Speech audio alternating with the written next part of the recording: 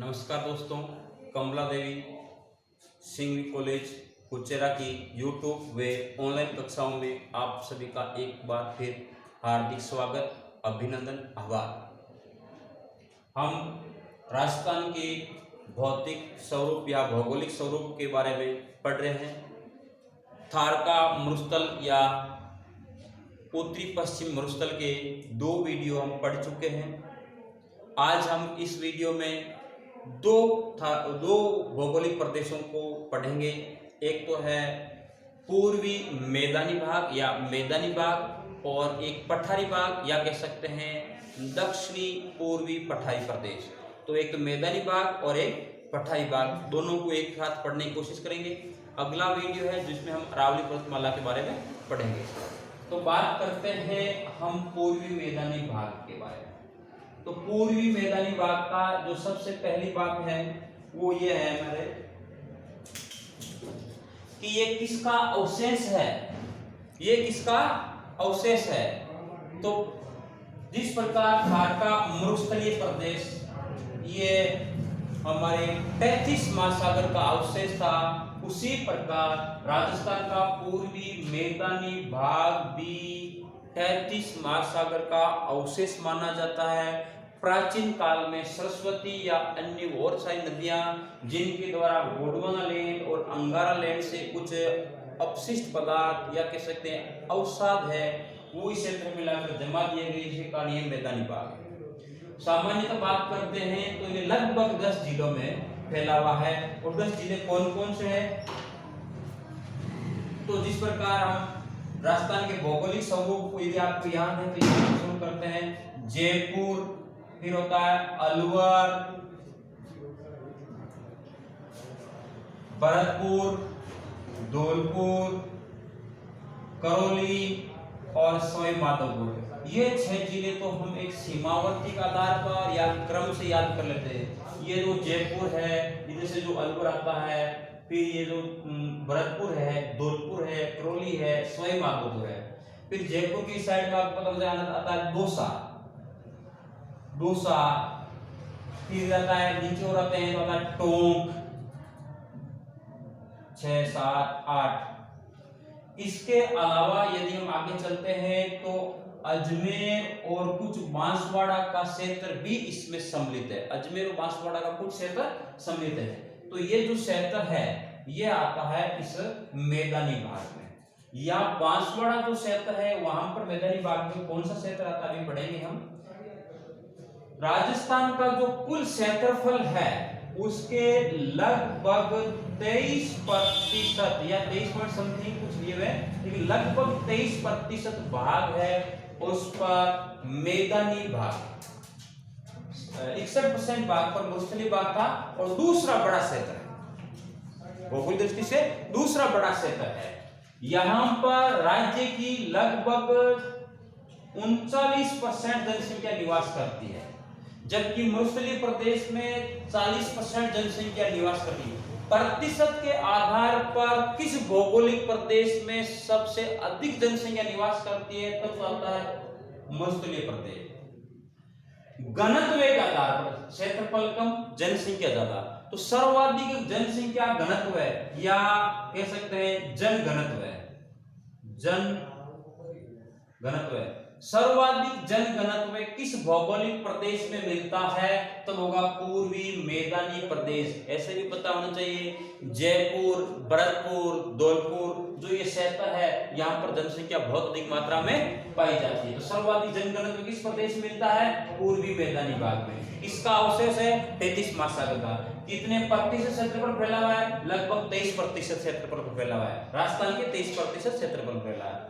जनसंख्या कितना परसेंट? लगभग 39% जनसंख्या यहाँ निवास करती है। बात करते हैं ढलान की, तो सामान्य से यहाँ पर नदियों का, वैसे मैदानी भाग है तो नदियां तो है ही, इसके इस साइड में है वो तो गंगा और यमुना का मैदानी भाग है। इस साइड की बात करते हैं तो विंध्याचल पर्वत ऐसा कुछ आ रहा है, या दक्षिण इधर बात करते हैं तो राजस्थान का पठारी भाग आता है, इधर बात करते हैं अरावली पर्वतमाला आती है। तो इस बीच का जो क्षेत्र है तो यहाँ पर कुछ बहुत सारी नदियां बहती है। तो यहाँ पर आपको पता होना चाहिए चंबल नदी एक आती है, चित्तौड़गढ़, कोटा, बूंदी, उसके बाद सवाई माधोपुर, करौली और भरतपुर, यहाँ पर ये जो बहती है। तो एक तो इसको बांट सकते हैं चंबल बेसिन, इस मैदानी भाग के उपभाग है, उसको 3 भागों में बांट सकते हैं। ये नंबर 1 है चंबल बेसिन। तो ये किस दिशा में भाई, इस दिशा में रहती है। लेकिन इसकी जो सहायक नदियां है, इसकी सहायक में दूसरा भाग इसका बनास बेसिन और तीसरा है माही बेसिन। तो इसको 3 भागों में बांटते हैं, चंबल बेसिन, माही बेसिन और बनास बेसिन। अब बात करते हैं कि इसके ढलान की। तो अधिकांशतः इसका ढलान है वो पश्चिम से पूर्व की ओर है, क्योंकि जो बाणगंगा है या गंभीर नदी है या बनास नदी है, उसकी सहायक नदियां इस प्रकार बहती है। ये जो चंबल नदी है वो इसके ऊपर से चलती है। लेकिन जो दक्षिणी भाग है, यहाँ पर जो ये जो माही नदी आती है, राजस्थान बांसवाड़ा जिले में प्रवेश करती है, फिर ये इस होते हैं इस प्रकार। तो दक्षिणी भाग का जो ढलान है वो हम बात कर सकते हैं इस प्रकार, पश्चिम की ओर कह सकते हैं या कह सकते हैं दक्षिणी पश्चिम की ओर इसका ढलान है। तो जो तीसरा प्रदेश था माही बेसिन, माही बेसिन में यहाँ प्रतापगढ़ और बांसवाड़ा के आसपास 56 गांव या 56 नाले,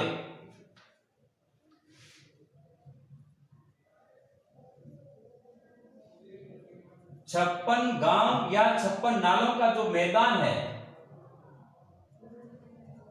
यह भी पूर्वी मैदानी भाग का भाग है। 56 का मैदान, 56 गांव हो सकते, 56 गांवों का मेला है। कुछ लोग कहते हैं 56 नाले हैं, लेकिन ये किस नदी का भाग है? माही नदी का अकवा क्षेत्र है राजस्थान के पूर्वी भाग का। कहां पाया जाता है? प्रतापगढ़ और बांसवाड़ा। बनास नदी यहाँ से आपको पता है निकलती है, उसके बाद ये राजस्थान के 6 जिलों से बहकर जैसे राजसमंद है, चित्तौड़गढ़ है, उसके बाद है ये भीलवाड़ा है, अजमेर है, टोंक है, सवाई माधोपुर, 6 जिलों से प्रभावित होती है। तो ये जो 3 नदियों का इसका अलग अलग भाग हो गया। बात करते हैं वर्षा की। तो यहाँ पर वर्षा है वो 80 सेंटीमीटर, 50 से 80 सेंटीमीटर, 50 से 80 सेंटीमीटर औसत वार्षिक वर्षा पाई जाती है। अतः इसकी जलवायु कहते हैं आर्द्र जलवायु। यहां पर पाई जाती है आर्द्र जलवायु।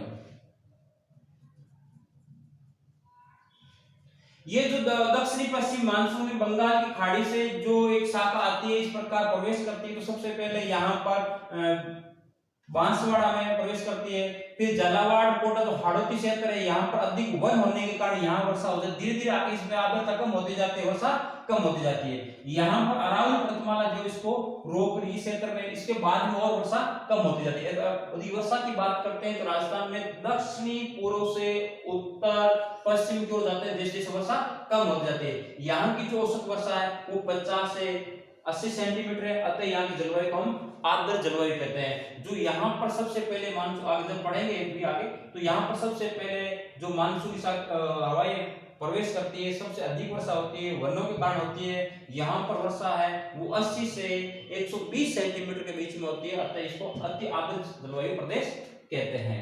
मिट्टी की बात करते हैं तो ये नदियों के द्वारा स्थित है, यहाँ पर अधिकांश जलोढ़ मिट्टी पाई जाती है।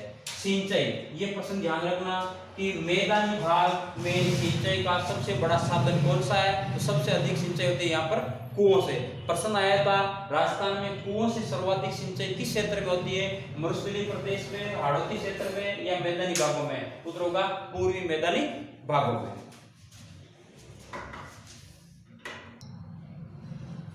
तीसरा भौगोलिक स्वरूप दक्षिणी पूर्वी पठारी प्रदेश। राजस्थान के मानचित्र में देखते हैं तो थारका मरुस्थल, अरावली पर्वतमाला, पूर्वी मैदानी भाग के बाद में इस साइड में आता है दक्षिणी पूर्वी पठारी प्रदेश। दक्षिणी पूर्वी पठारी प्रदेश विशेष रूप से ये कुछ 7 जिले, मतलब 4 मुख्य जिले और कुछ जिलों का थोड़ा बहुत भाग। तो 7 जिले कौन कौन से आते हैं? पहले तो कोटा संभाग है वो पूरा ही आता है, जहां पर हमने देखा जब राजस्थान का भौतिक स्वरूप के बारे में पढ़ा था तो कोटा, झालावाड़, बारां, इधर था ऊपर बूंदी। तो बूंदी, कोटा, झालावाड़, बारां। इसके बाद जब इस साइड की ओर चलते हैं तो आता है चित्तौड़गढ़, कुछ आता है भीलवाड़ा का हिस्सा,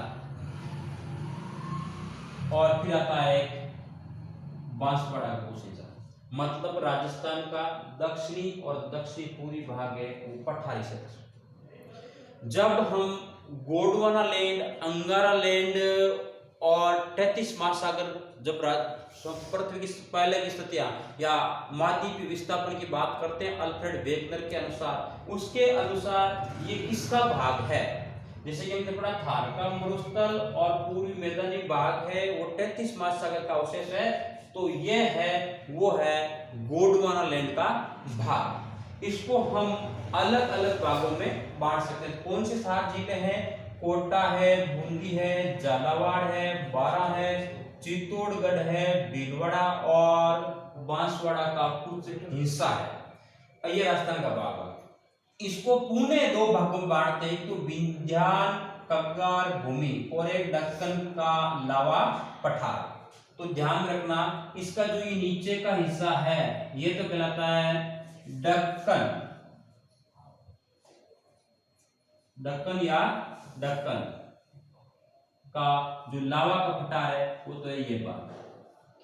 फिर बात करते हैं विंध्यान कगार भूमि, तो ये जो भाग है इधर का ये है विंध्यान कगार भूमि।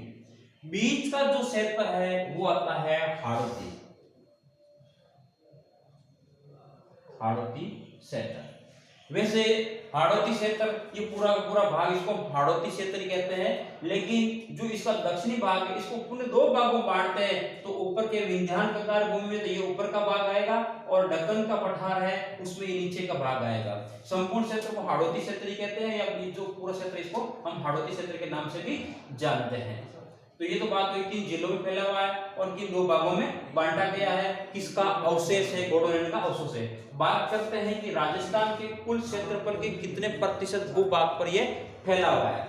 तो राजस्थान के कुल जो क्षेत्रफल है उसके 7% भाग पर 61%, 61.11%, 61% पर था मरुस्थल, 23% पर था मैदानी भाग, 7% भूमि पर है वो है दक्षिणी पूर्वी पठारी प्रदेश। यहां पर देश की कुल जनसंख्या का 11% जनसंख्या है वो यहां निवास करती है। दूसरा सघन बसा हुआ प्रदेश, जो 4 भौगोलिक प्रदेश से सबसे सघन, सबसे अधिक घनत्व था पूर्वी मैदानी भाग का था। दूसरा सबसे अधिक घनत्व वाला प्रदेश यही है। कारण है यहाँ बहुत सारी नदियां बहती है, उपजाऊ मृदा भी है, जल की उपलब्धता। यहाँ वर्षा होती है अर्थात 80 सेंटीमीटर से 120 सेंटीमीटर तक। सबसे अधिक वर्षा वाला जिला किस प्रदेश में है? तब होगा दक्षिणी पूर्वी पठारी प्रदेश में। कौन सा जिला होता है? झालावाड़। प्रश्न पूछा सर्वाधिक वर्षा वाला स्थान किस भौगोलिक प्रदेश में है? तो हो जाएगा अरावली पर्वतमाला, क्योंकि वहां पर सिरोही माउंट आबू सर्वाधिक वर्षा वाला स्थान है। तो ध्यान रखना प्रश्न किस प्रकार पूछा, स्थान पूछते हैं या जिला, और किस भौगोलिक प्रदेश में पूछते हैं, वैसे ध्यान रखना।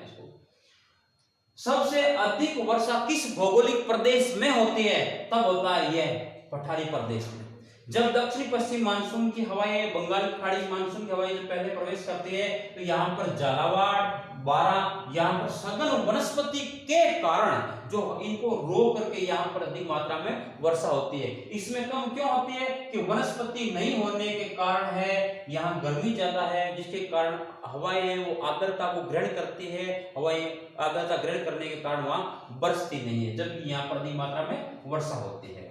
राजस्थान में सर्वाधिक वर्षा वाला क्षेत्र या प्रदेश दक्षिणी पठारी प्रदेश। सर्वाधिक वर्षा वाला जिला किस प्रदेश में है? दक्षिणी पूर्वी पठारी प्रदेश में। कौन सा है? झालावाड़। स्थान कौन सा है? तो माउंट आबू होगा, किसमें होगा?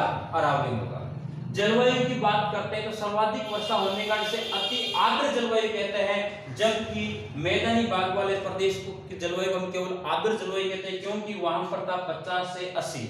अब बात उससे पहले हमने जो मरुस्थलीय भाग पढ़ा था उसके बारे में पढ़ा था 50 से कम वर्षा होती है, तो उसे हम शुष्क मरुस्थलीय प्रदेश या शुष्क विषम जलवायु, शुष्क विषम जलवायु, आर्द्र जलवायु और यह अति आर्द्र जलवायु। मिट्टी की बात करते हैं तो यहाँ पर पाई जाती है काली मिट्टी, और काली मिट्टी कपास के लिए सबसे उपयुक्त मानी जाती है।